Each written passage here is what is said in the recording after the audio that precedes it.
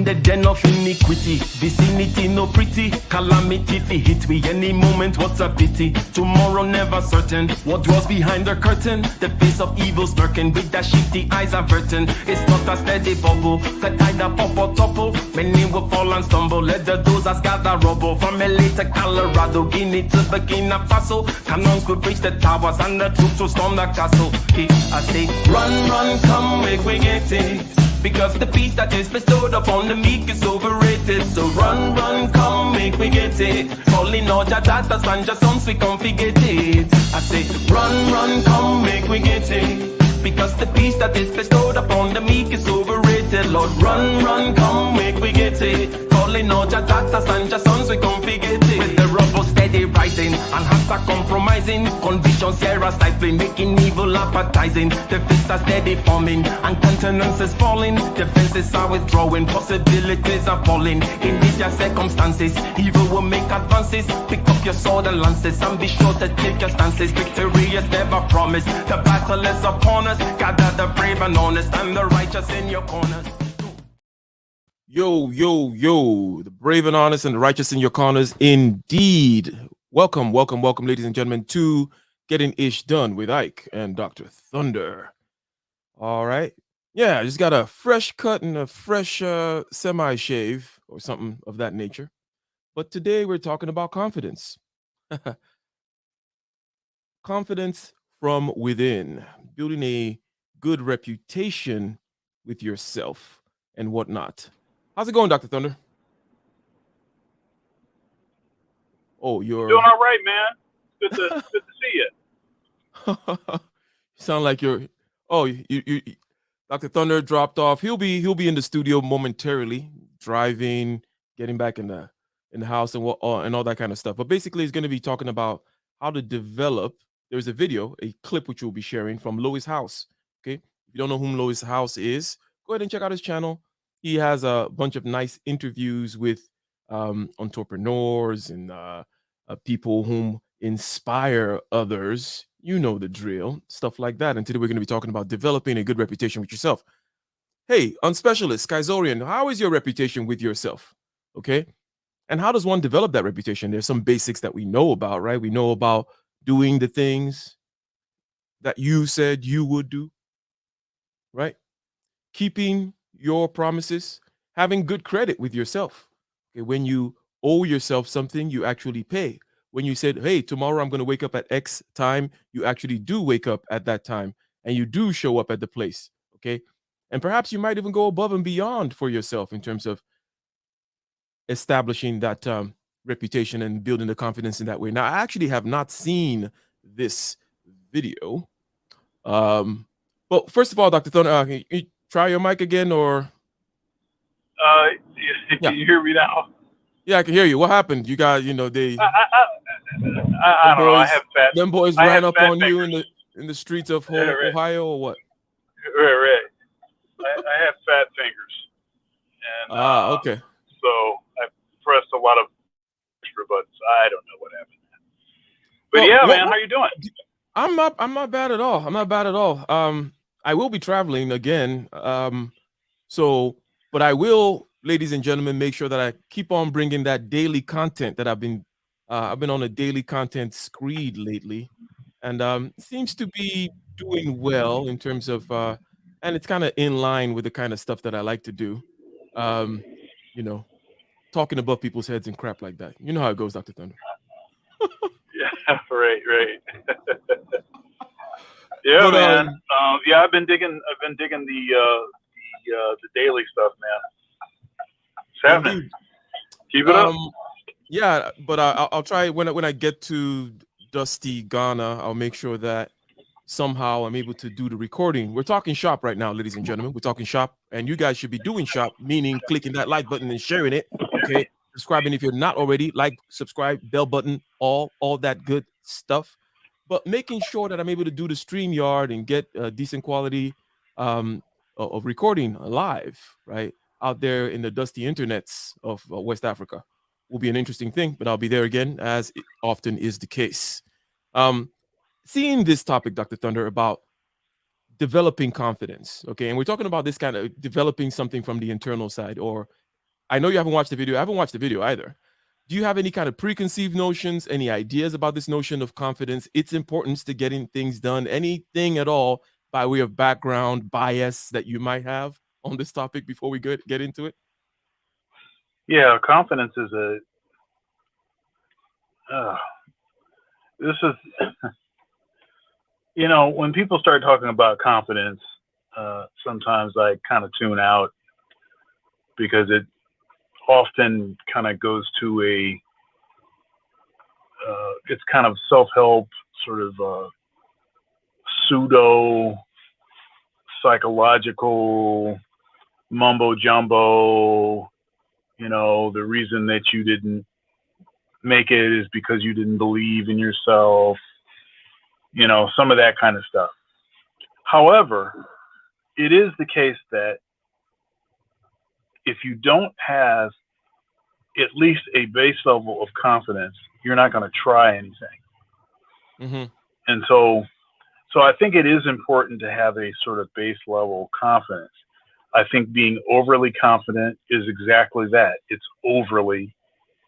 And so it's out of balance. And so that can be just as dangerous or more dangerous than having a lack of confidence, having low confidence, being insecure, as they say, and all that kind of stuff.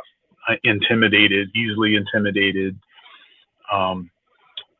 Somebody tells you no one time and you think that means that, you're not supposed to keep it happening. If you're going to maintain a certain level of confidence, it seems to me that you have to be willing to pretty much ignore a lot of the stuff that happens to you.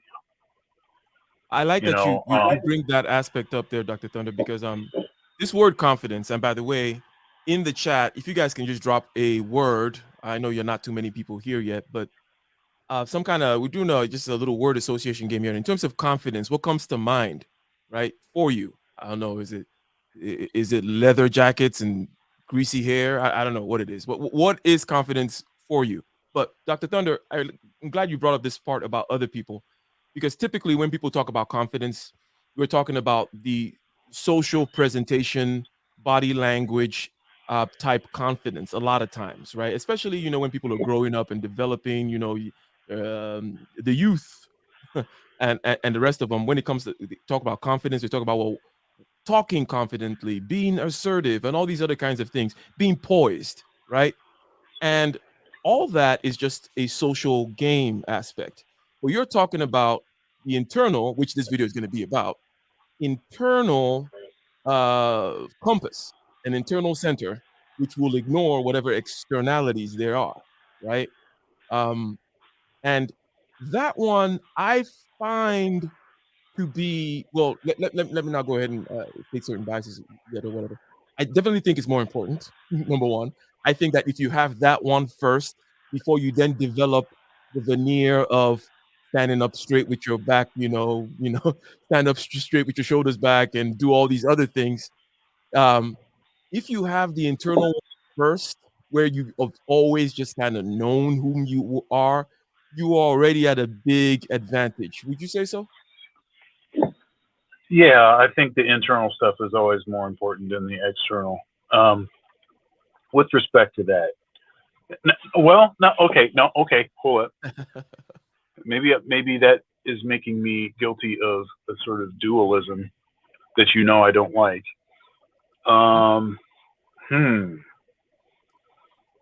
Maybe I can rescue you from the dualism, because after all, we are talking about the action that will be taken because somebody has told you something, right?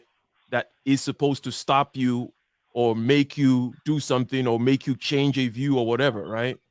And you are not going to do it. So it's all still quite oriented towards action, right? And quote unquote real life stuff, not just some kind of internal, I'm internally confident. What does that mean, right? It means that I've made a decision. I'm going to make this move, and somebody says something about it. No, I've already made the deal with myself. I know myself, and I'm going to move forward regardless. Does that kind of rescue the dualism a little bit, or no? Yeah. So if you're evaluating it based on action, then yeah, that takes away the difference. There's no difference then between the activity and the inner, you know, the inner belief or the inner, you know, inner confidence, I guess. Yeah, so because inner, yeah. there are all these people out there that go to 10,000 different conferences and try to form 10,000 different networks, trying to find a spark that is going to lead them to some next level.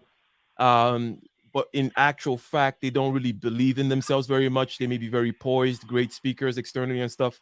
If they're women, for example, they're constantly talking about healing, for example, right? You know, the ones that are always healing them, you know, like self-care, you know, it's self-care and healing and this and that and blah, blah, blah. But they're not really, you can tell from afar, at least I can tell from afar, these are vacuous beings. Yes, I'm being rather Ike today, rather harsh. So you guys, I hope you guys are ready. So I'm very judgmental. I'm in my judgmental mood today, meaning I'm in my good mood. When I'm in my good mood, I'm very judgmental. I'm very like, you know what? To hell with you, all you freaking lames out there and your bullshit. I'm not taking it anymore. So all those types of people who do those types of things and say things about how they're going to manifest, you know what I'm talking about, right? No, man. And it's the direct opposite. If you ever sit for an hour with these people, you want to shoot your brains out, not because of the nonsense they say, but because their actual lack of confidence. They never do anything. And they've never done anything in their lives other than go to the next conference to talk about manifesting and healing and all that crap. Anyways. Let's go. All right. Let's go ahead. Let me say this one last thing. Something that something I think about in this sort of confidence sort of topic is this usual statement about bravery, you know, and courage, you know, where courage and bravery are, it's not because you're not scared. It's because though you're scared, you still move forward. And it would take confidence in order to do that. So it seems like confidence is some sort of prerequisite to, you know, to acts of bravery or acts of courage, you know, unless a person is just has a death wish or just, you know, just honestly just does not think before they do stuff. Mm-hmm. Confidence would have to be some sort of prerequisite. So, yeah. Very much so. With regards to the words, people said, the unspecialist says competence, right? And also says results. Practitioner says tone. Okay. Interesting. So let's start playing these videos with Lois House and some other. These are entrepreneurs of the Grant Cardone mold, meaning they exude a lot of alphaness, real or fake, right? And all that kind of stuff.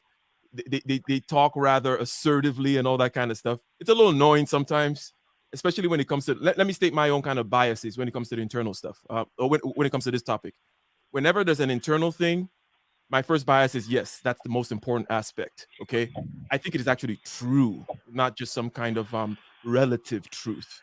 I actually think, as far as we're talking about human beings, the inside, when it comes to living a life of purpose, going out there, staking your claim, following through, being able to get your head hit, you fall down, you stand up and move again, that it's 99% internal, right?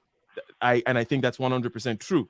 However, when I see videos like this, I'm always like, is it going to be one of these things where they tell you, oh, be a better version of yourself? Or, you know, like I heard there was this guy, it was a black guy. I'm not coming for him because he's a black guy, but it's a very black guy kind of thing to say. He said, mind your business. See, because your mind is a business. And I'm like, get the oh no, man. No, see, I can't go there, man. I can't do it. I'm like, oh, here comes this nigga again. Anyways, let's, I can't go there, man. All right, let's go. As an athlete, Let me see. see here. And of course, while still stateside, the internet decides to throw me for a It's loop. giving you a preview of the dusty dusty internet. So I will go ahead and I'll try doing a refresh, and hopefully it might work. And while it loops, yeah, here we go. As an athlete, I gain confidence from results, from actually getting the result of becoming better. Yep. Right? I was That's not one way good, to get it. Right? I was not good, and then I put in the effort. Yep. And all the mistakes or the failures or the feedback, what I like to call it, gave me the lessons and taught me how to get better to accomplish the result that I was looking for, achieve the goal, win the game, or just improve my abilities. So what I'm hearing you say is link confidence to intention. Some people say link it to the effort, right? Like the effort that you show up, that you just keep showing up, and others talk about the results. Yep. Should we be thinking about it? There's two. I call it the Holy Trilogy in the book of self-confidence. What is this? But the confidence trilogy is faith, have confidence. So if you're a person of faith, no matter what you believe in, it's amazing to me how people that believe in energy, quantum energy, or they believe in, they're a Christian like me, and I believe in both, by the way. Yeah. But whatever their faith is, that they have it on Sunday, they have it at Bible study, or they have it when they get together with their friends or when they meditate. But somehow when they walk into a business meeting, they're alone. Okay, so this one, I think this one might be a tough one, in the sense that he is saying, let me paraphrase what he just said, basically that if you're a person of faith, right, and he kind of spread faith, rather he gives some latitude here with regards to faith, right? Whatever it is that you believe in, whether it's those crazy women that talk about healing and self-care, right? Apparently they believe in that. Or people talking about quantum healing or whatever, or you're a Christian, whatever it may be.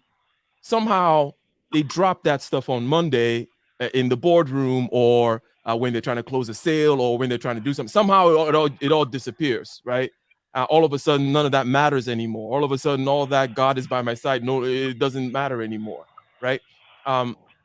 For me, that is a very important thing, because the kinds of practices that I do that could be within this faith realm, I always do, and I see them as very, very practical, right?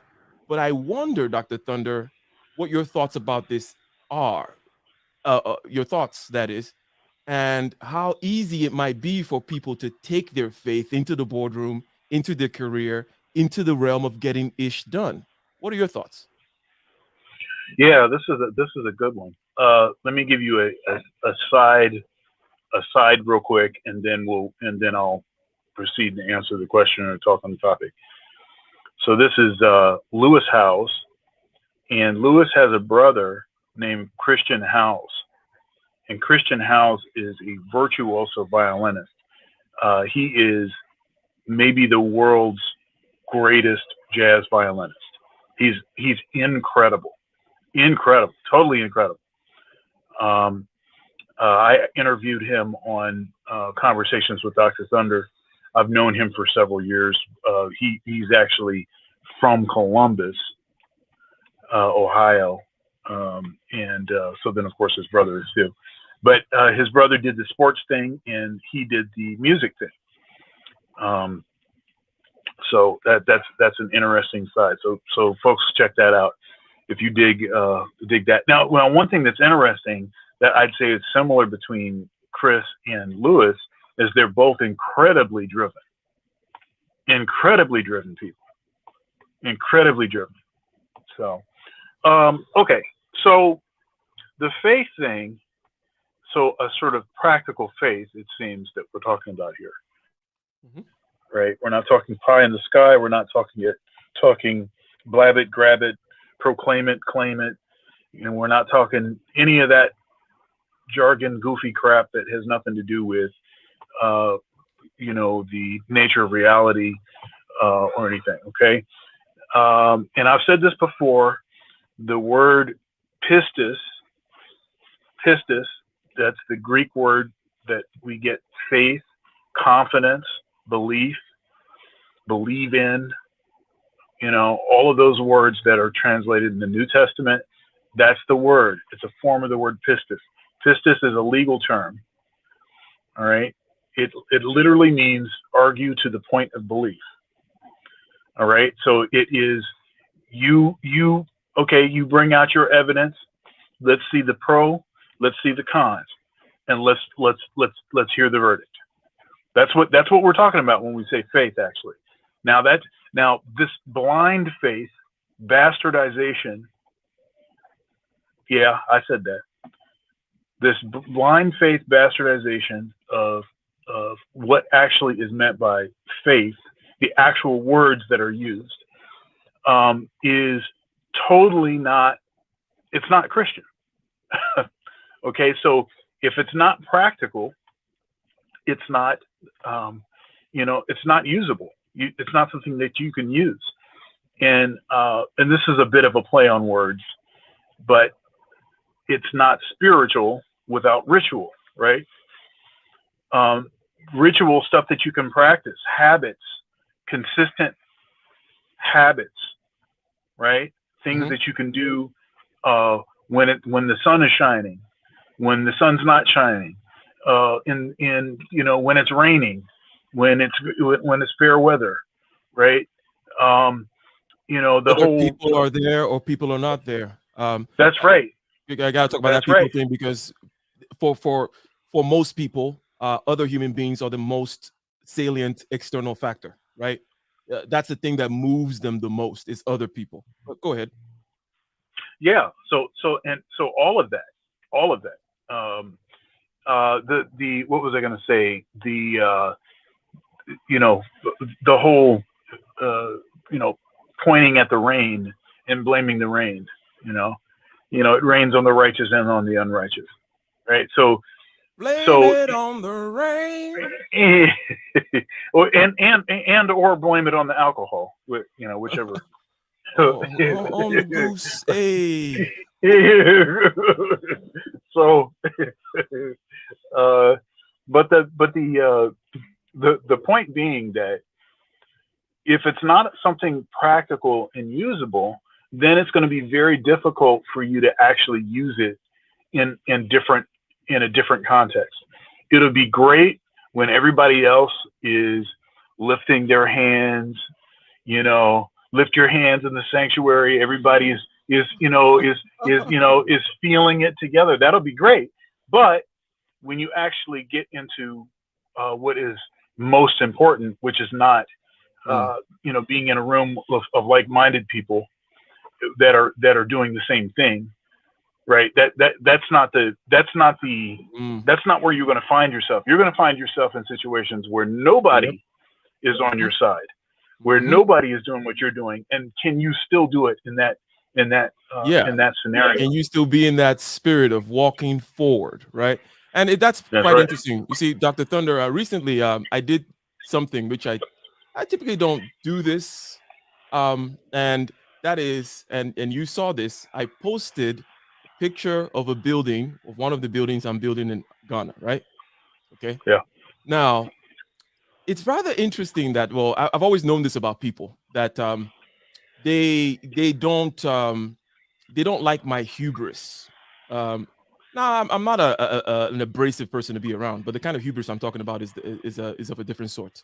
They don't like the fact that I go out there and I do stuff rather unabashedly, and I don't see any kind of.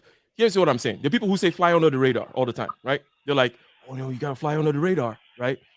But they probably listen to some faith guy or some guru, right, whom they watch fly way above the radar, and they try to live vicariously through that person. And they claim that they believe what that person is saying, right? Like, oh yeah, I want to manifest, I want to do this. But then these same people will say, oh, but Ike, you shouldn't have posted that because you get what I'm saying, right? Well, okay. So, and you do this also with, can you still hear me? Yeah, sounds way better. I guess you're in the studio. Okay, now. one second. There we go. Yeah. No, you no. Now you messed up. Yeah, now you're messed up. Sounds like a Borgen and stuff like that. Either a Borgen or a wire issue. But let me go ahead and let me mute you. You sound like you're being mauled by like 1,000 wolves or something. But anyway, the point is this: you see, there are people whom are out there reading books about aspiration, and they're trying to be inspired, and they follow Grant Cardone and this other person and that other guru and this and that and the other. But in real life, in practical terms, they're not about shit, and they don't want to be about shit. They don't want to do anything, and they don't want to be seen doing anything. They don't want to be seen as a confident person who can take step in the sun where everybody can see them. They want to hide, fly under the radar, be bitch ass niggas, and only talk about faith on Sundays. I want to try your microphone again, Dr. Thunder. Yeah. Should be better now. Okay. So I was going to say, so okay. So, and I think part of it is because you have an internal confidence. So you don't actually care what people think about you. I think you care at a certain level. Like you'll care if the person is a person of significance that has expertise in an area that you don't. You'll take the criticism and you'll do things that you can do to improve. But in general, like you don't care what haters are saying. Like that doesn't make any difference to you, right? It's like amusing. Like it's kind of funny, right? And so I think because of that, you even overstate certain aspects of your personality. So I've heard you say, describe yourself as being solipsistic, where I don't actually, it's not actually the case, but I also understand how you are trying to sort of possibly see yourself the way that somebody else might see certain things that you say or whatever. So it's like you're almost granting them. You're like, okay, well, you think I'm a misogynist? Okay, I'll just give you that. Okay, I'm a misogynist. You know, and the same thing here, like when you're saying hubris, there's no hubris involved in just having confidence in the whole idea of walking by faith, right, and not by sight. That is ignoring what the crowd is saying. You know, you don't want to be like Peter and you get out in the middle of you're walking on water. Jesus says, come on, you're walking on water. And then what happens? He starts paying attention to other stuff. He gets distracted and then he starts to sink. Right. Mm-hmm. So you don't want to be that guy. So having that sort of, this whole walk, the whole walking by faith. See, the thing is, what sucks is, man, these expressions, these faith expressions and sort of cliches have been so misused and used by total charlatans and freaking dirtbags that when you actually use them in the proper context, in the actual the amount of meaning,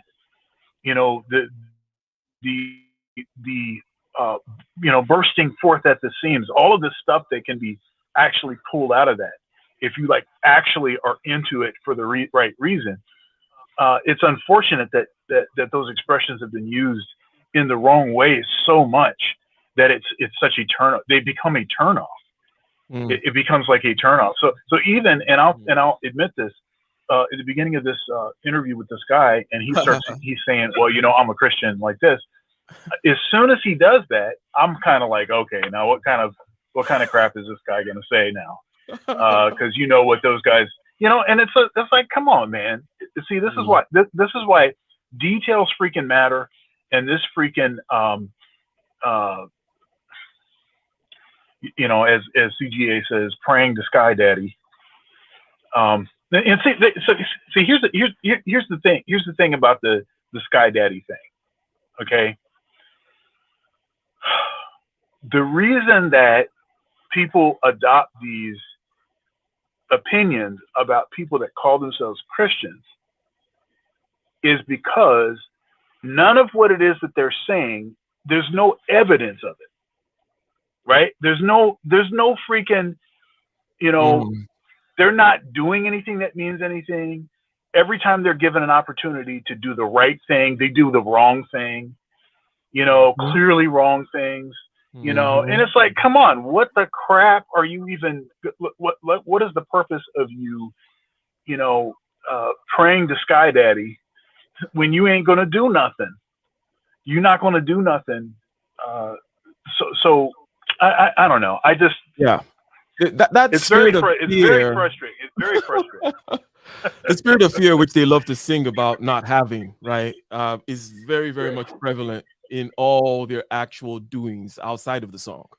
It's and it's rather interesting to me because they seem not to. It's almost like you're not speaking the same language because they don't seem to see it. Because it's quite simple. You're like, hey, you said all these things, and it does. You know, whether you be a Christian or whether you're talking your manifest stuff or reading some self-help book or whatever.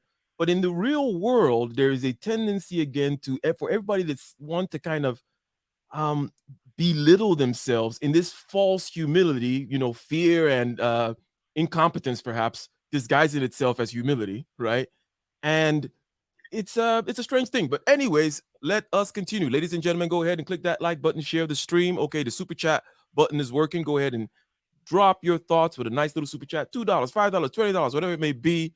And let's continue here with this conversation about building confidence. Not a lot of confidence on the internet front today, Dr. Thunder. I don't know what's going on with this.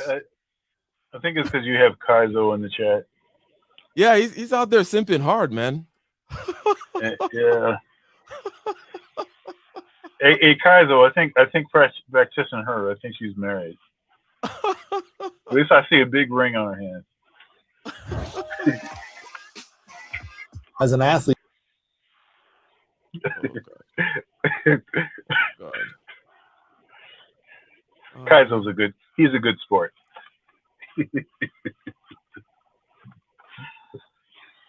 Let's see. Now this might be one where I'll close out the tab and then re-share it. Closing out the tab and then re-sharing it. The first thing that he's going to say here, which is the trivial basic thing, is about, you know, having a good reputation with yourself, right? And just like building credit and other kinds of things like that, it depends on a track record, right?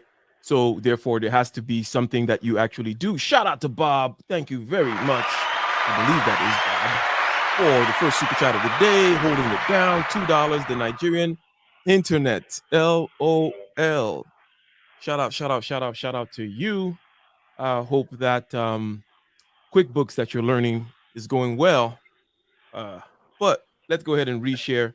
So having that good reputation with yourself means you have to have a track record of doing things, especially difficult things, because you can't, you know, going through difficult situations, especially difficult internal tests, right? We mentioned in the last Getting Ish Done, that idea of building that muscle whereby there's something really, you know, you don't feel like doing it. Because a lot of times it's not about the difficulty of the thing. It's about the internal resistance, right? Because, you know, you wake up certain mornings and it's not like you have to lift up 1,000-pound rock, but it's just like the internal resistance is strong. And I find that is a very good weight to work with. The internal weight is beautiful. It's almost like the best. It's like it's got your number, right? You know what I mean? Or it knows how to pull your card, as they would say, right? It knows just how to get you. So if you fight that battle and win that battle, it's a great confidence booster. You're going to be like, yes, I did it and I can do it again. And anyways, let's third time's the charm, Dr. Thunder. Let's see what happens. As an athlete, I gain confidence from results, from actually getting the result of becoming better. Yep. Right? That's not one way good, to get it. Right? I was not good, and then I put in the effort. Yep. And all the mistakes or the failures or the feedback, what I like to call it, gave me the lessons and taught me how to get better to accomplish the result that I was looking for, achieve the goal, win the game, or just improve my abilities. So I'm hearing you say is link confidence to intention. Some people say link it to the effort, right? Like the effort that you show up, that you just keep showing up, and others talk about the results. Yep.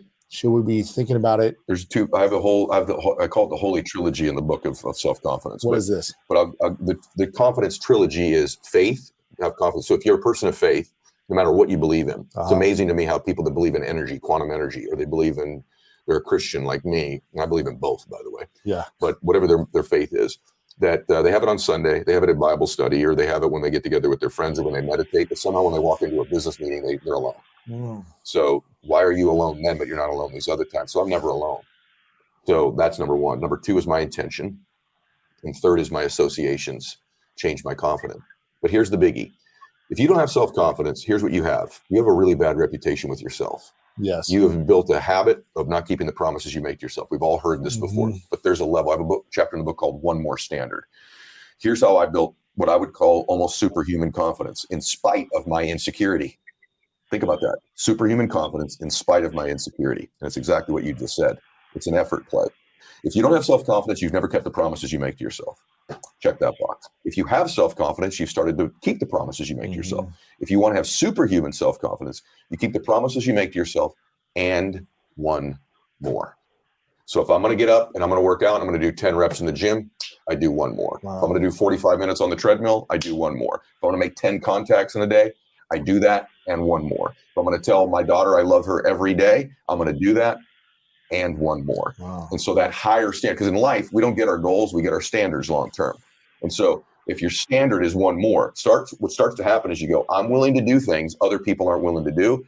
And I combine that I have great faith, great associations, and I intend to help people. This is a formula to build wonderful self-confidence and never lack humility when you have it. So when what do you think about the one more idea here about doing that extra? Do you do extra reps out there, and you just shout out to guys for the super chat. He also dropped the super chat. I missed it, but go ahead, Dr. Thunder. What is that? $1.83. I can't remember what it is. Yeah. Anyhow, thank you very much, guys. Let's see. So the one more thing is interesting. The thing that really perked my ears up when he said, we don't get our goals, we get our standards. I like that. I like that because what that does, it's like what it's doing is it's creating a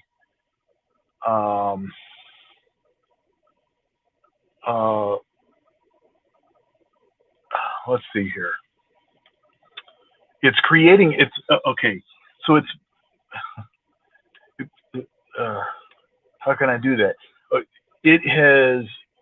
You remember we were talking about this internal thing versus the external thing. And I was saying, I don't like the duality. And so you said, okay, so it's really the action that is bringing these two things together. It's like the standard is bringing the effort plus the goal together. The standard is that, so I like that. And then I like that you're not really going to be able to achieve a goal, a substantive goal without the requisite standards to achieve the goal. It's not going to just mystically, magically happen. What is sort of animating and propelling you towards the goal is whatever your standard is. It's the principles. It's that same principle that, if it's that whole thing, like if you're, brown nosing for your whole career, and you brown nose so you can get to a certain level of power. It's not like all of a sudden you're going to turn into this sort of, playmaker.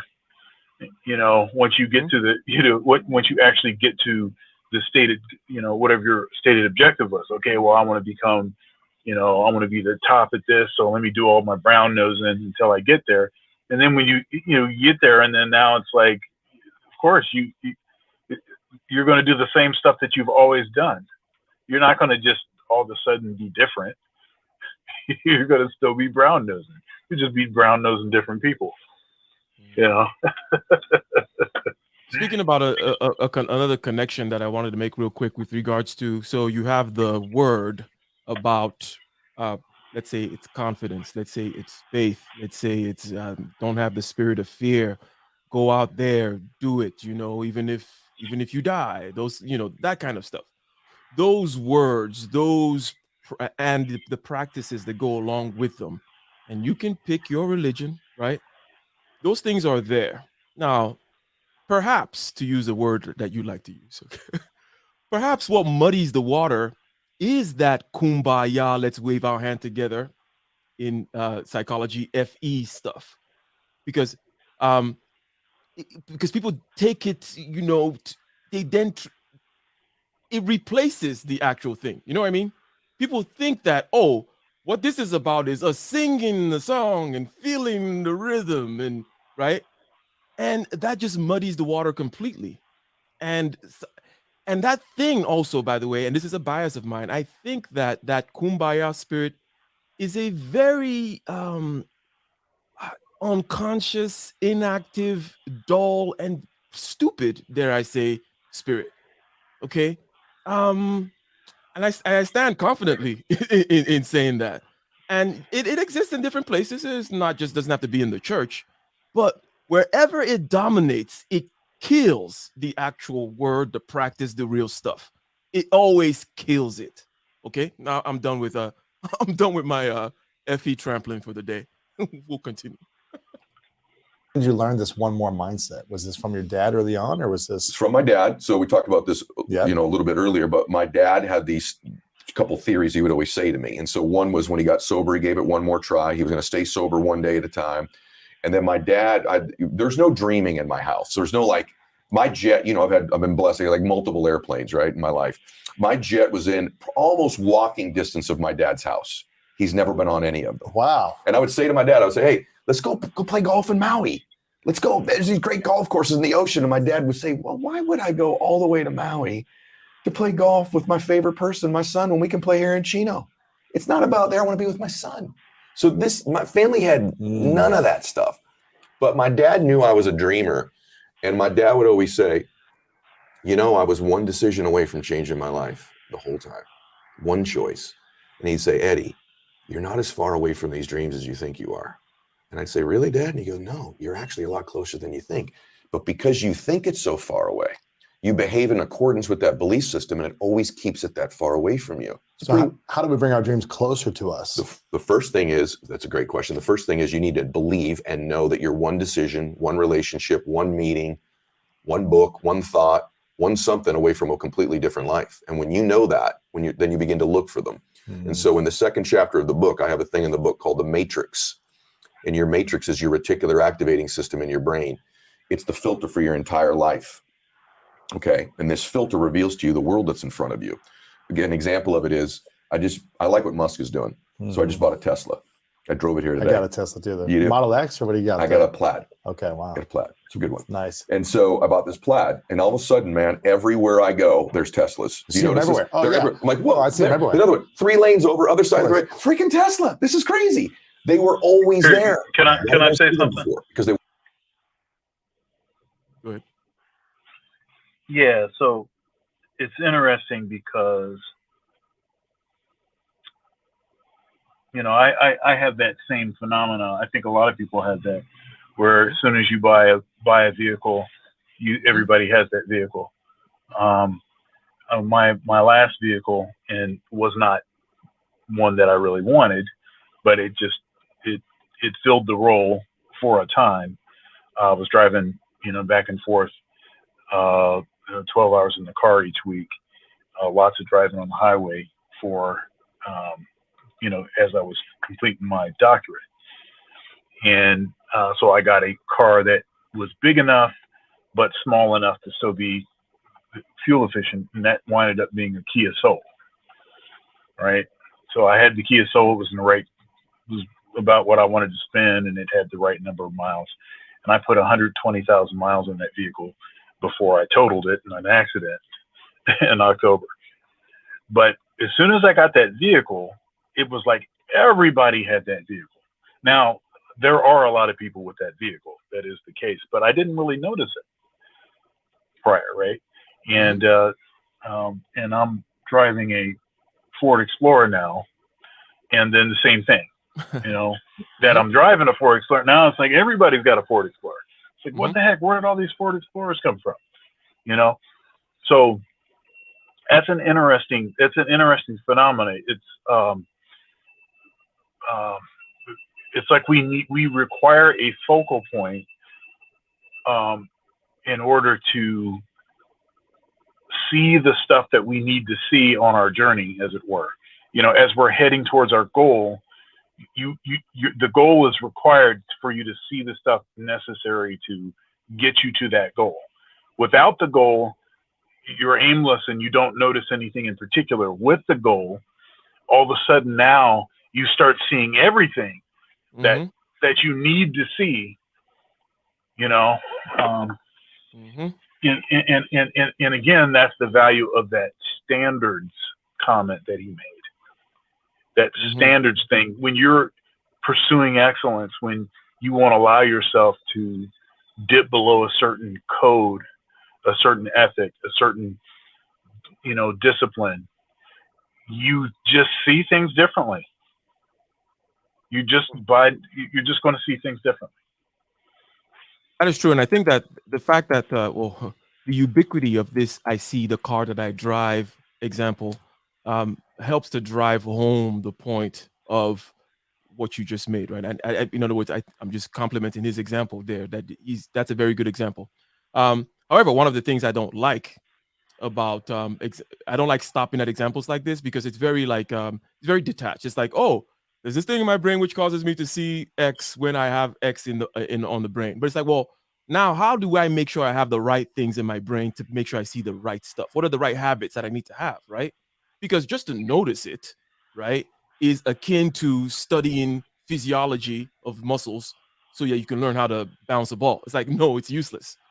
You can study that's very interesting how the muscle does this and the neuron fires over there. It's like, okay, that's not going to help your free throw game. Okay. You need to come up with a actual in the real world 3D and time, 3D plus time, shared space reality actions that'll make you utilize this abstract knowledge which you've gained, right? So one of the things in this regard is the people, the associations which you mentioned earlier, right? If you are associating, and when people talk about associations, it's not just the people that you see. Let's say it's the podcast that you listen to. It's the things that you take in. Now, I take in a lot of stuff, and a lot of times it's stuff I take in a lot of stuff that's just above my head in terms of certain kind of maybe understanding or know-how or factual knowledge, right? And I always do that, and I've always done that, okay? And I would encourage people to do more of that, right? You don't have to be as insane as me, right? Where I'm just I've always been this way, and I'm always going to be that way. I just soak up all knowledge. There is no knowledge. There is no knowledge, okay, that I don't want. I want it all. Now, what it does for me is I see all kinds of patterns everywhere as a result, right? I was mentioning in the last Getting This Done that I'm always looking at these trades, for example, or talking about macro and currencies and stuff like that, economic data. Just consume economic data all the time, right? Watching C-SPAN back to back all the time. Why? Am I going to argue in front of the Supreme Court? Why am I watching Supreme Court cases? Okay. The thing that it gives me all these patterns that I see, and then I can implement. And also, if I were to get a little bit woo about it, it also makes it such that there is no room where I don't feel like I belong, if that makes sense, right? There is no place, no move no loan, no action, where it's like, oh, well, that's so foreign to me. Oh, I can't do that. My people don't do that, right? No, because I know all that stuff. I'm listening to all these people. Yeah, I listen to billionaires all the time, talk about what they're doing in their multi-billion-dollar company. Do I have a multi-billion-dollar company? No. But as a result, I don't feel like I shouldn't, or like, oh, it's going back to that whole thing about flying below the radar and all that kind of stuff. I don't feel like there's no restrictions. So bring practicality to this idea of when you drive a Tesla, you see Teslas everywhere, and we're trying to see things that are going to lead us to betterment, to the goal, and all that kind of stuff. I would say step up, improve the quality of content that you're taking in. And everybody knows what that improvement means. I don't have to tell you, or what to do or which particular podcast to listen to. I'm not that type of person. Okay. But everybody knows what it means to step up their level of what they're feeding themselves and what they see. Less twerking videos. Less twerking videos, less nonsense, BS, and whatever. Like, you should be, again, I don't quite know, because for me it's just innate, right? It's just kind of like an innate thing. So I don't know how to make it palatable or make somebody want to do it, other than to say that insofar as you have goals that you're trying to reach, it will definitely help you. And I can tell you that it helps me a lot to reach mine, right? That I'm always, and especially if it's information that I don't quite understand yet, I'm always going for that. Okay, whether it's listen to these freaking physics lectures from the ITT India Institute of Technology, right? Listening to quantum mechanics videos. Okay, I didn't get to the quantum mechanics level in my physics courses, but I listen to quantum mechanics videos. Why? Well, there's the confidence. Again, there's just something about. Anyways, I'll stop. Let us continue. Let's tick thought. Tick thought, or thick thought. Well, I don't know if I can give up the thick thought, but I'll give up tick thought. You can't give up the thick. Can't give up the thickness. All right, I don't blame you. Man, I guess I'm not going to achieve my goals, man, because I'm struggling, man. They weren't part of my RAS. So the key thing I teach you in the book, how to slow down time and create the matrix of your life. When you make the Teslas of your life, those relationships, those meetings, those thoughts, those encounters, you can very easily do this, but there's a process of repeated visualization you do that's not complicated. It's chapter 2 of the book, and it will shift you. The other component too, I have a chapter in the book called Become an Impossibility Thinker and a Possibility Achiever. Here's how most people's frame works. They don't have an RAS program. They're not intentional. So they keep getting, if the things most important to you are your worries, fears, anxieties, problems, bills, you will continue to have people, places, and things revealed to you that confirm it. Boom. That thing right there. And it is something it's very interesting. Okay. So case closed last week. I was like, oh crap. I'm in the middle of some tax stuff right now. I'm lawyering up. I called Saul. Better call Saul. And when these types of things happen, as they often do in the life of the type of crazy person that I am, a very important thing is I always just start looking forward. Okay. In other words, it's like I just focus on the things that I need to do, right? Like, okay, there's still those meetings I gotta attend. There's still this, I immediately not look at the problem. Not because I'm ignoring it. I'm going to do the things I need to do to solve the problem. This particular thing I just described is a microcosm that works in all regards. Focusing elsewhere, focusing outside of the pain. And a lot of times it's the ability to focus outside of yourself. In my whole feeling, image, talk, matrix or whatever, when you have this particular situation, something happened, he talks about bills and anxiety or whatever, right? If you dwell on that, okay, and you look at that, the same Tesla thing will happen. Everything becomes bill, pain, anxiety, worry, problem. Those are the only aspects and colors of your life that you're going to perceive and see. And it's very dilapidating. It just crushes you. Next time if you're listening to this, next time you're in that position, actively stop and just look forward, as in just, okay, got to put the next foot down, got to do that next thing. Okay, what were the plans before this thing happened? Okay, we still have the plans. We still got to bake the cake. We still got to deliver these goods. We still just focus on that. And you'll be surprised how powerful it is to just get you over that rough patch. Like, boom, you're gone. It's over.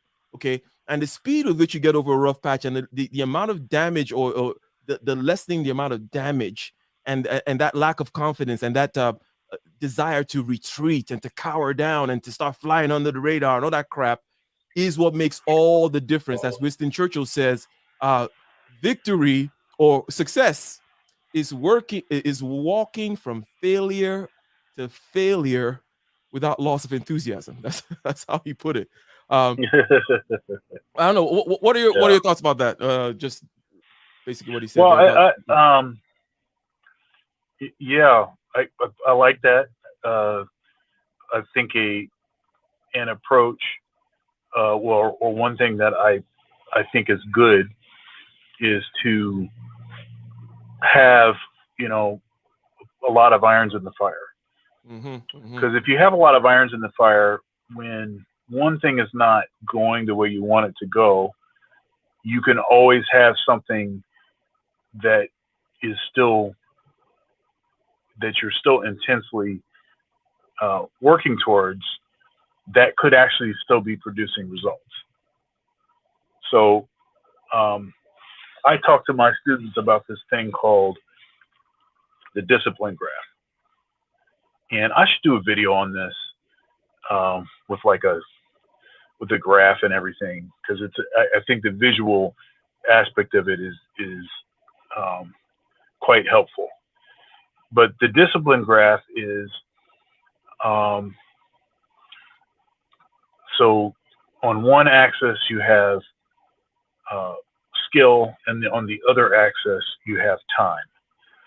And at the beginning of anything that you begin, there will be an even relationship between time and the development of skill. But what will start to happen, the longer you do something, is you'll begin to plateau. And as you plateau, the longer you're plateaued, the more frustration, the more sort of resolve that it will take to get you, quote unquote, over the hump. That's when you bust out the back burner, right? That's right. So what happens is, as you continue to press through that momentary plateauing, you continue to press and continue to press. Then what will happen is you'll receive an exponential increase. It won't be it's not the gradient directly related to time and skill development based on time skill. You'll overnight almost, it'll seem as though yesterday I couldn't do this, but now I can do this, way faster, more efficiently without thinking about it. Now, part of it is because your brain is actually burning new pathways, and it figures out what it is that you're trying to get it to do. And then it has completed the job. The construction workers are removing their gear, for their heavy equipment from your brain. They're done with the job. So now that highway is now open, right? So that's part of it. But it's a phenomena that you see in everything. You see it in strength training.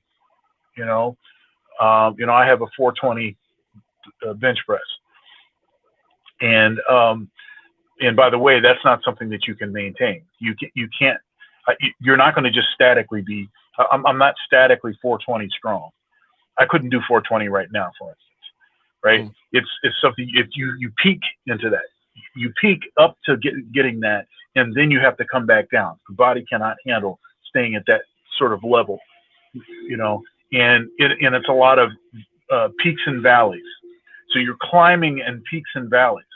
But as you're training, you're going to get to a place where you plateau, and you won't be able to break through that plateau. for a long time, and then all of a sudden you'll just be able to do it, right? And that's just the way that it works. Now, as you're plateaued, it's very helpful to have other things to distract you, right? So you have other things that aren't plateaued, right? They're still climbing, or you're towards the end of a plateau, and you just get your exponential increase. So you're still kind of on cloud nine, as it were, because that thing is really working efficiently and well, when other stuff might be still stuck in the mud. So I like having other things that are going on. So when you get to those rough patches that you're talking about, you have other things that aren't in rough patches.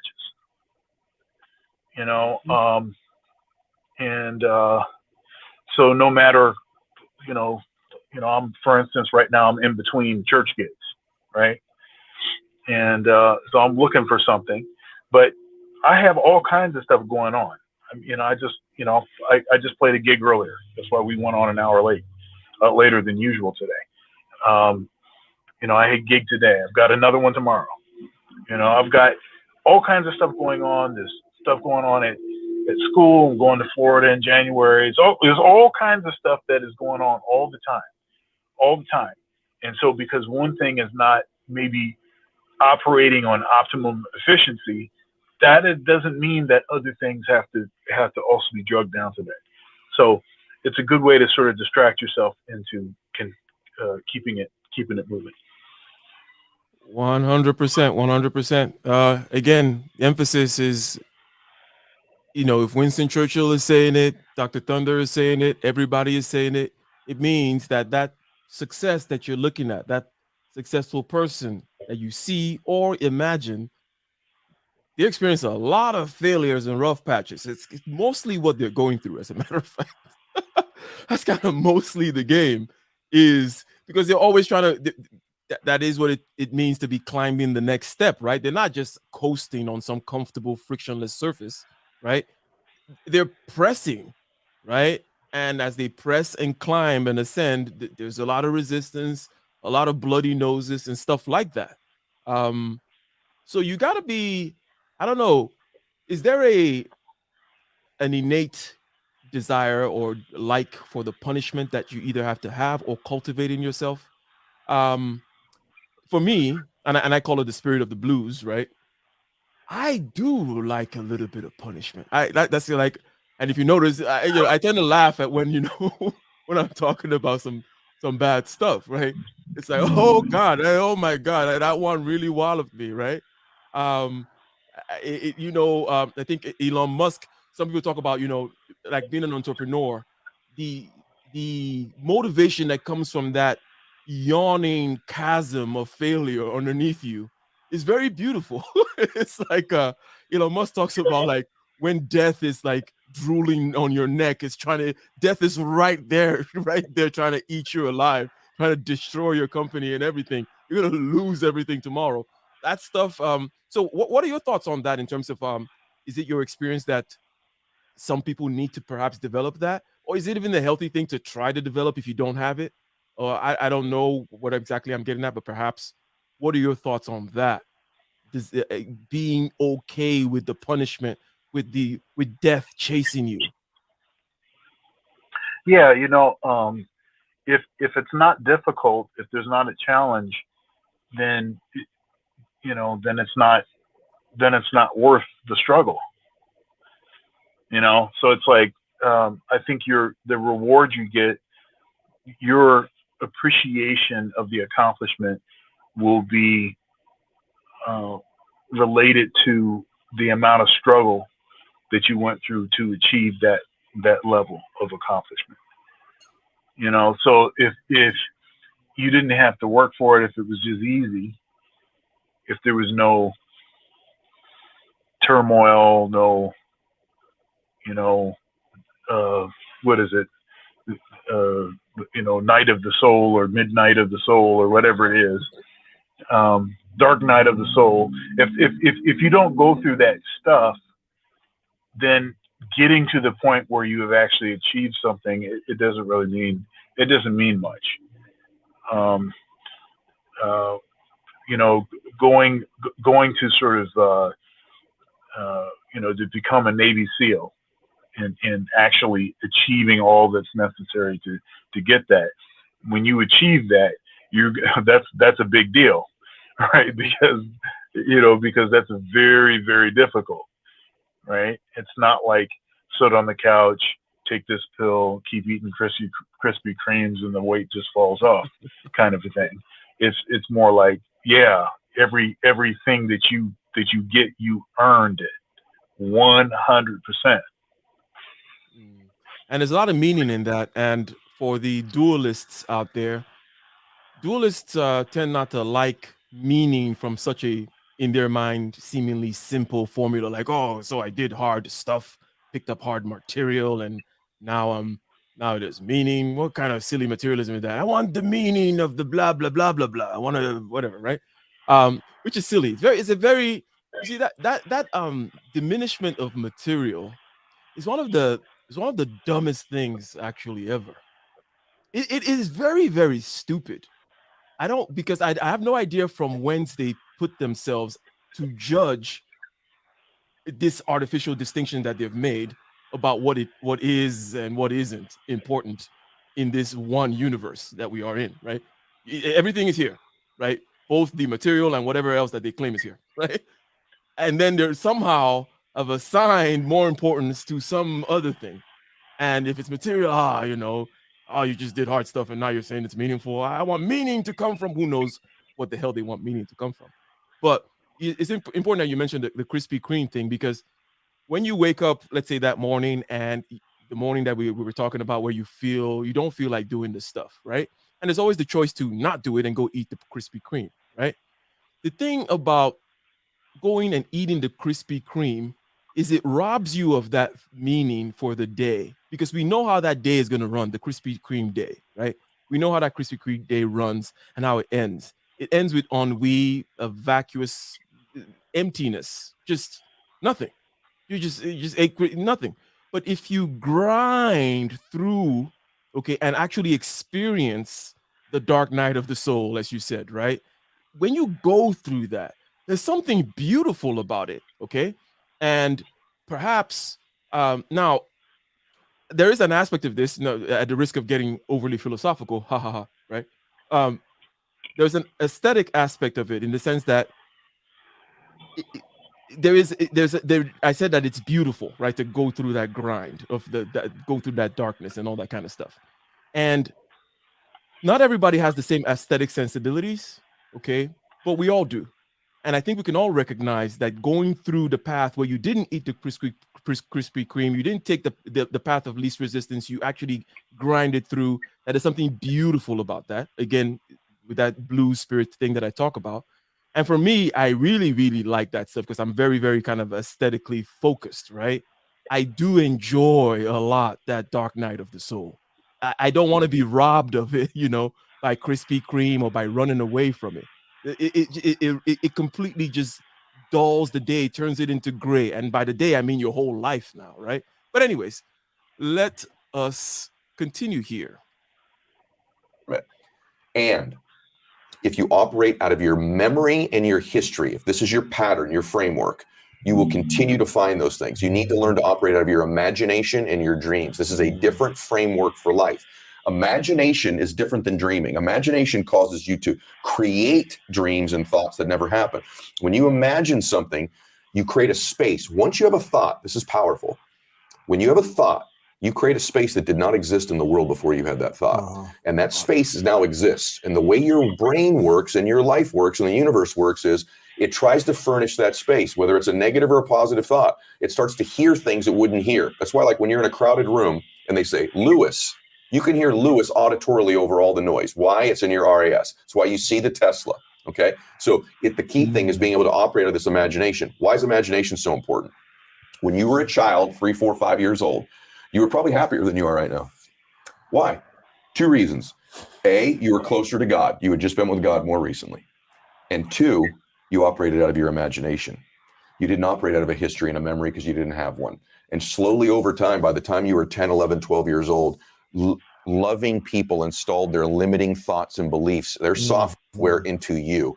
Because the memory thing is an interesting one. What are your thoughts about that, Dr. Thunder? Because I am someone whom is particularly bad with a particular kind of memory. Okay, my memory is very good. It's almost photographic for ideas, concepts, linking all these crap that I'm always talking about together, right?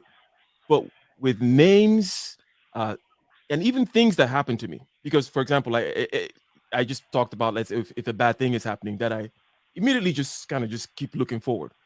Whatever the concept, whatever I learned from it, whatever is conceptual, whatever the idea is, I retain that strongly.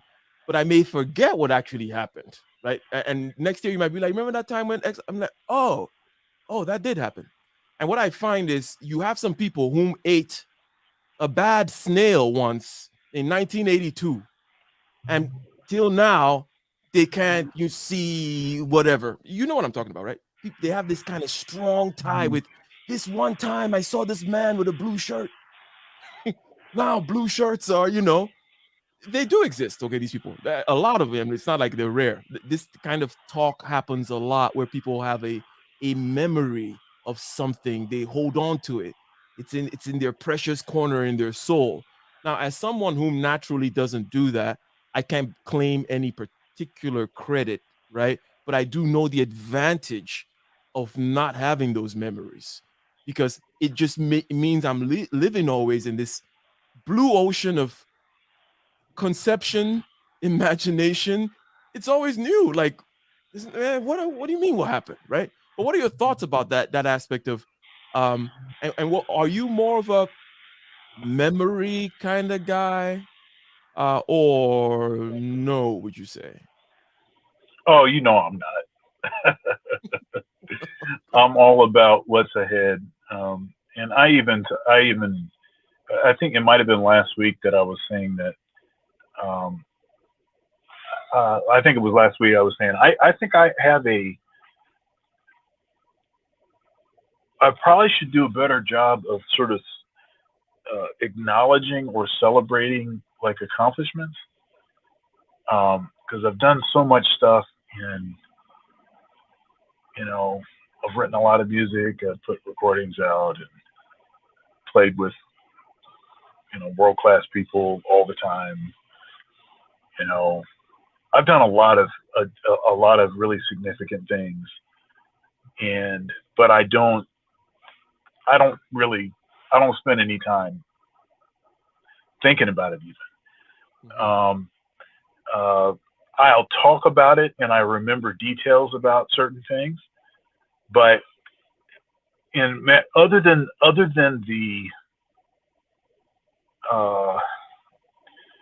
sort of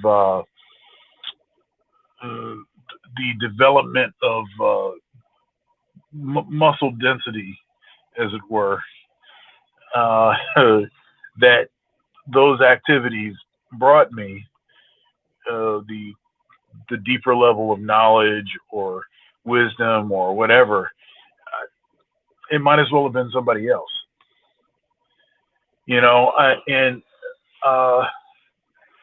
because I just, some people, they are so, especially certain things that they've done, and they're constantly bringing it up and they making sure that they did this and all this kind of stuff. It's like, I don't know. I don't want to be that guy. I don't like that, and it doesn't really matter. That stuff doesn't really matter. All that matters is what's in front of me, because you can't take it with you, as it were. Okay, well, let's continue here. Let's go 0.25. Most things in life are caught, not taught. You catch them. Wow. And so now you're starting to operate out of history and memory, and you repeat it, and your RAS begins to see the things that reinforce that history and memory. And so you basically have the same life over and over again with a different cast of characters in a different environment, but the same emotions. You have the same emotional home. My dad used to say to me, every call, bro, till the day he died, and I'm 50 years old, blah, blah, blah, whatever we're talking about. Last thing he would always say to me, be careful. be careful. And I go, Careful with what? I don't know. I never knew. But what is that programming from the time you're 8 years old? Be Yeah. careful. Hey, go to Watch school. out. Be careful. So with that, it operated on this fear thing, right? Oh, hey, be careful. But don't make this risk. Don't take that business decision. Don't start a podcast. Don't get on that stage and speak. Don't do this. Don't do that. You say that to an already unconfident, insecure person. Yeah, that's the point I started this whole thing off with. Right. Yeah. Better not do that. Be careful. He meant it lovingly. By the time I'm 50, worth hundreds of millions of dollars. Be careful. He didn't even know he was saying it to me. But what was he doing? He was installing, God bless him, his limiting beliefs into me as a little boy. So a lot of these things that you believe, you were defenseless when you started to believe them. They were installed in you by loving people who were around you. Right. And even though your life may look differently, your emotional home, the 4, 5, 6 emotions you experience pretty regularly, might be really familiar from your parents, one or two of them, right? And so you need to look at your emotional home. What's your most powerful? So I like virtue ethics, by the way, and we might. Point being, and it's rather tangential here. Now, in fact, yes, your father is loving, but the act of installing in you limiting beliefs is not a loving act. Okay. And you know how I feel about that idea of, feelings being equal to morality, right? Where, because he feels, because it's all warm and whatever, therefore it's love, even though I'm crucifying you, even though I'm clipping your wings right there, cutting it, and you're screaming and there's blood everywhere. But, he was loving. It's like, in fact, that's not a loving scene. I don't know. What are your thoughts about that? Am I too harsh?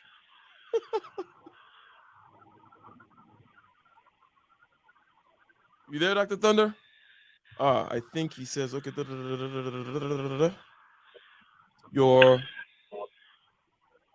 it again. Say that again. Sorry. He's talking about basically his dad telling him to be careful and all that kind of stuff. And that all these kinds of limiting beliefs are installed in you by loving. Yeah. I'm just like, dude, that's not a loving situation. I refer to Aristotle's virtue ethics, which tends to be a more objective view of things rather than just, good feelings means love, right? Yeah. So my thought on that is, so one of the, okay, so your disposition will and can impact the people that are around you, right? So one of the reasons why details matter, learning yourself, know thyself,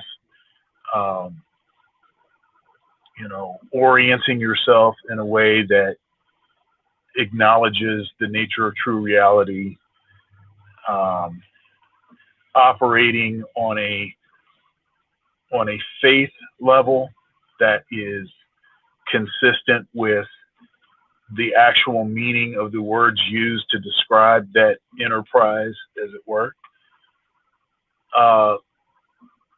Why all of that stuff is important is that it will manifest, sorry to use that word, it will manifest in the way that you teach your kids, the way that you interact with other people, and you will spread your poison, or you will pass on, good stuff, nutritious, information, stuff that will, that can truly feed the soul, that can actually empower people. And that's another word I have. I'm like, okay, you're going for it. Yeah. That's another one of those words that has been totally tainted, and even manifest has been tainted, by these freaking charlatans and freaking horrible lack of discipline BAMs, to use your what are your expressions? It's a beautiful expression. Go ahead. So I think I would argue that though they probably don't mean harm to their kids, they probably are trying to protect their kids. They probably are trying to tell the people around them, to warn them about the, snake in the snake in the grass and all of that. But actually, what they're doing is they're actually doing great harm to them. So in that way, in the true sense, that's not loving. That is just passing on your poison. Though they feel like it is love, they intend it to be good. But you know what they say about intentions. The road to hell is paved with intentions. Good ones at that. Now, we have a special guest. I believe you have something to add. Say your piece, Kaizo. Shalom. Hopefully you guys are doing well. Yeah, thank you for having me. Also, Dr. Thunder, it's interesting. You know what? I will say that all you YouTube people, right? I respect you and Ike the most. I have my reasons. I'm not booty clapping, by the way. I have actual reasons. And I tune into all your Thunder's your Thunder's car shows and all those things. So I'm always there in the background. But anyways, so how do you get the confidence or arrogance to just say, "Hey, let me do it"? Because I remember when I finished my PhD, I still had this sort of imposter syndrome. Like, am I good enough to just go and actually work in a real research facility? In Hagen, Prague, or those places like in Germany and stuff. Because the UK, I'm good enough in UK, right? Those are dusties, but I was kind of feeling like, am I good enough for the Europeans or the Americans? So how do you overcome that, like, I don't know, anxiety and just be confident? You want to take that first, Dr. Thunder? Yeah, sure. I think it's a survival tactic. That kind of nesting and staying where you are. That's like a survival tactic, and so it can be hard to overcome the sort of fear of exploring. But I just say, you just have to try stuff. Take a risk and see how it goes. Calculated risks are better than blind leaps of faith, which I think is not something that would be actually that would not actually be. There's no way to defend that based on anything in the Bible. People will try to act like that, that's the case, but you should be informed about what it is that you're doing. But just start applying for a lot of stuff and start going on interviews and see what they're talking about. And, you have to take a risk at some point. Make sure it's a reasonable risk. You're not going to, be doing face plants and stuff. And go from there. That's what you have to do. The only way to overcome fear is by taking a step. Yeah. So the first thing I would say is, somebody needs to tell you to stop being a bitch, right? Whomever this hypothetical person is, that is, am I good enough? Like, look, none of that is ever gonna be okay. Look, this shit ain't okay. It's not a playground. Life's not a bed of roses. Stop being a bitch ass nigga. Like, 100% seriously, right? And it's not gonna be okay, is what I'm saying. It is never gonna be okay. If you're looking for okay time, or kill yourself already, right? So, having said that, I did mention that consuming a certain type of information, in other words, kind of widening your breadth with regards to your associations, and your association could be, let's say, even with podcasts and stuff like that, such that you're going to, maybe for you, it's seeing that the emperor has no clothes, that, in watching this particular podcast, I see that this particular experimental physicist is not as, brilliant and untouchable as I thought they were when I was looking at them from afar, right? This might be some of the insights that you gain from that sort of a practice. But ultimately, the internal thing is, I never quite understood that whole imposter syndrome. It's like, shit always feels wrong. Nothing feels right, bro. Like, what are you talking about? Like, I'm a dark-skinned black out man. There and get the fuck out of here. But I'm a dark-skinned black man. You're a light-skinned black man. You got to get some white privilege too while you're at it. I think that That helps.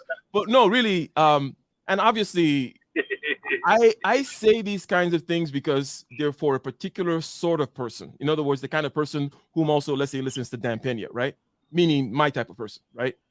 And for someone like me, if I were to ever be saying stuff like you're saying, what I would want to hear is "shut the fuck up, bitch," and that solves all the problems. I'm like, oh, hey, if this is how he shows he loves you, imagine.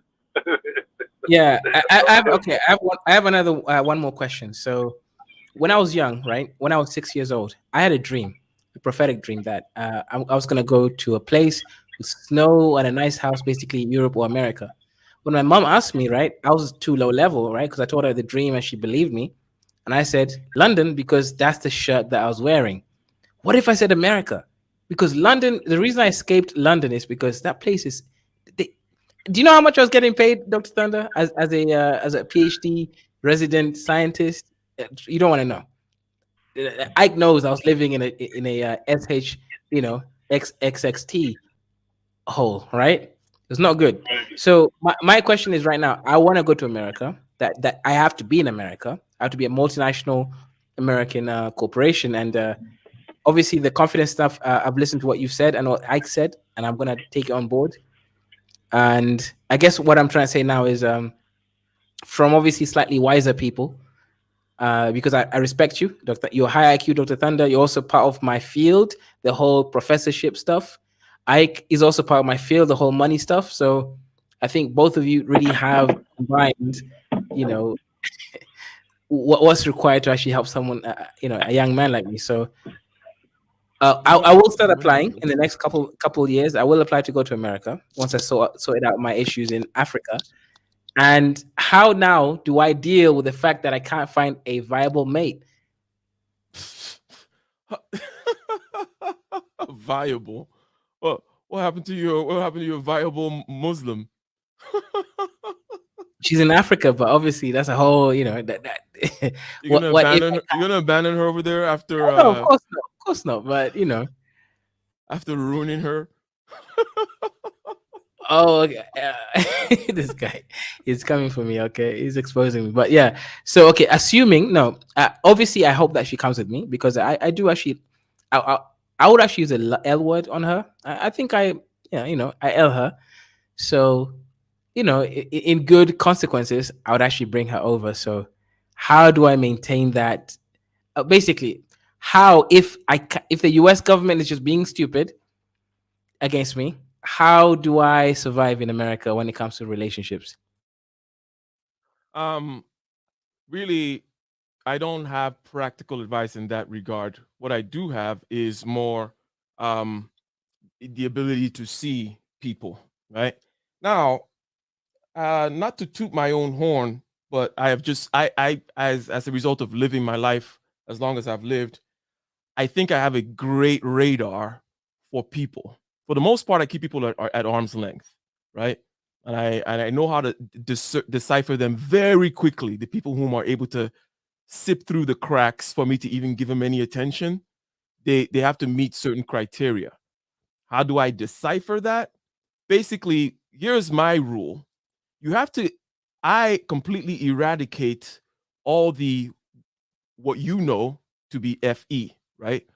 And FE is my number one enemy, by the way, and it blurs, as I mentioned earlier in this podcast, FE blurs the line between the real content of, let's say, religion versus the kumbaya hand waving. It blurs the line between real morality versus I feel love, or I feel good, or therefore good feelings, and fealty is just the whole thing. And also it blurs the lines between sound judgment of other people's character and what it shouldn't be. So by several means that we're not going to get into, you can try to extricate that freaking scale from your eyes, the FE scale, and that is the way that you're going to be able to see a woman and choose her correctly. Otherwise, you're just hopping from one FE nonsense to another FE nonsense. And for those who don't know what FE is, it's basically the social cohesion stuff, the social bonding stuff, the hand waving in the church, kumbaya, all that stuff. Okay. I think that stuff's the devil, bro. Like, and I'm not even kidding when I say that kind of stuff. I think that stuff is very dangerous. Because it's that same thing that, because people see it as good, they don't notice that it's the same thing that causes the Hutus and the Tutsis to kill each other. Millions of them. Yeah, that's true. Same thing that'll cause some stupid jealousy thing to cause somebody to go throw acid in some other woman's face. It's that same stupid kumbaya shit, bro. And for me, extricating that crap out of your life is the first step to any kind of success, especially. What about INFJs? Like, what about practitioner, right? I think she's probably an INFJ. Yeah, so and someone like her knows that is in order for her to become the highest version of herself, to use a silly phrase, okay, that is the hurdle she has to cross. For someone like me, you know, if we're going with the personality thing, INTJ, it's easy. Like I have an advantage in the sense that I was born hating FE. I was born not liking that crap at all, and as I developed, I saw it more and more to be nonsense. For someone like, you know, practitioner. Generally women in general as well, but especially an INFJ type woman, to get to the highest level of herself, she's going to need to contend with that, because for her, that feeling of the group and meaning that is found in there, it actually is meaningful to her. So it's going to block a lot of potential movement and such, but that's what she needs to master, right? Because if you can master it, as a matter of fact, there's this guy, Chamath Palihapitiya, who is also an INFJ. He's a feeling type guy, but he mastered it. And when they do, they are actually admirable. I actually admire this guy, okay? Because he's no longer trapped by that need to be loved, to be liked, to follow the kumbaya stuff, but he is an INFJ. So you can see that he cares and all that stuff, but he is mastered. That's why he's a billionaire. And you will never be a billionaire if you're freaking out there kumbaya and worried about exactly. You'll be a drunk just like your dad was a drunk. Yeah, true. This guy's coming for me hard. Yeah, I was right. She is an INFJ. How did I know? Dr. Thunder, if you want a full personality typing, please reach out. This was all a sales pitch, so now I'm gonna drop you off, Kaizo. Okay, fair enough. He's just trying to get $30 out of you, Dr. Thunder, so he can go back to tricking on with the Muslim ladies in. Oh goodness. He's got to replenish his budget for tricking. But anyways, it doesn't seem like we'll be able to finish the video. I don't know how much content is left. I'll look at it and we might continue it if it's enough, if it gets dense in the last few minutes here, and there's a lot of it. But I think that this was actually a pretty good one, okay? Starting out with the idea of being able to keep your own promises, therefore having a good reputation with yourself. And then going into the inner space of when you drive a Tesla, you see Teslas everywhere concept. And hence, when you populate your mind with the goals, the visions, the I cans, right? Then you're going to be seeing opportunities to reach those goals and those visions and those I cans. And then I say, hey, you know, make sure you have good associations, make sure that you're watching the right kind of content and all that kind of stuff, because you will then feel like you belong. But ultimately, the ultimate thing about that internal stuff is it is never okay. And the only way to understand that, and Dr. Thunder, you said, you know, walking into the fear and all that, basically go watch my videos on Mastery of Subjective Consciousness, some of which I'm going to start repopulating them, chopping them up, right? But basically, Mastery of Subjective Consciousness is observing the storm within. The storm is always there. There's no, oh, how do I get rid of the storm? How do I get rid of imposter syndrome? It's like, you're going to stop your heart from breathing? You're going to stop bleeding? Like, no.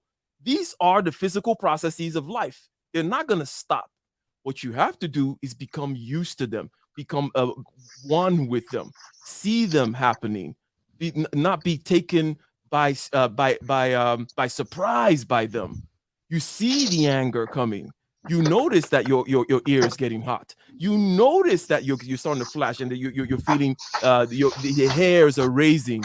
Okay, and you just notice it, and no big deal. It's like a cloud outside. It's like the rain. You don't blame it on the rain, and you don't blame it on your heart rate or the ear. Oh, my ear got hot. That's why I lost my job, because your ear got hot. So the idea of being able to master your subjective consciousness is to be able to discern, have enough freedom. Okay, by freedom I mean that freedom of consciousness. Okay, where you have like a third person perspective on yourself, where you see these reactions in the feeling space and also in the head space, in the image and talk space, feeling being in the body, such that you are not taken unawares by these things. Not so that you can cancel these things. Imposter syndrome is gonna be there.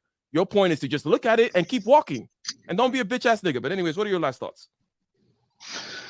Yeah, that was where did my phone go? Okay, here it is.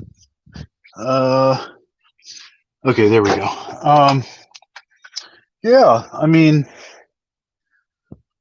I think, you know, maybe let me talk a little bit more about Kaizo's question, and that can be my final statement. And that is, you know, when you have a certain fear, how do you sort of overcome that? You know, well, it's, as I said, the only way to overcome a fear is by actually walking through it. And then what happens is, the next time you encounter something that's similar to that, you'll have a track record of having been able to conquer that particular fear, right? And then you can take on something that is a little more scary and a little more scary and a little more scary. And we also have to realize that a lot of fear that we have is not necessarily based on, you know, the actual you know, the actual trial at hand, the actual you know, whatever the actual issue is. Often it'll be fear based on something social, you know, like your, you know, what your family thinks, what your community thinks, what you're supposed to be, you know, where you're supposed to be at this point in your life versus where you actually are. You know, it'll be a bunch of stuff like that. And ultimately, that stuff, although it can seem very real, doesn't actually matter in the long run. All that matters is that you're able to get what it is that get all out of this thing. You know, get everything out of it that you can. Ultimately, that's what's going to matter. So, good last words, ladies and gentlemen. So yeah, I'll be traveling tomorrow. I'm gonna be in Africa for a couple of months again. So I'll still be doing the daily videos. I'll try to make it work with the camera, with the bad internet, and all that kind of good stuff. But until next time, okay, until next time on this show, Getting Ish Done, which is on Wednesdays, which will be on Dr. Thunder's channel next Wednesday. We're alternating, okay? This week, my channel, next week, his channel. But also, Case, Christmas. We're going to skip Christmas, are we, or no? Yeah, we'll probably have to skip Christmas. All right. So I'll upload. I don't think I'd ever live that down. I think I'll probably yeah, you can't. Yeah, I'm not gonna put you through that. I'm not gonna make. I will never live that down. I'd take a lot of L's for that. Yeah, so I'll upload a old Case Closed, probably one with Solo or something, you know, a oldie but a goodie, or something like that. But yeah, Case Closed every Sundays, Getting Ish Done every Wednesday. Shout out to you, ladies and gentlemen. Shout out to Practitioner dropping that $4.99, an iPhone user. Thank you very much. And yes, book a session, Practitioner, and we'll straighten you out with regards to this love for people nonsense that you're dealing with. Till next time, peace. Peace.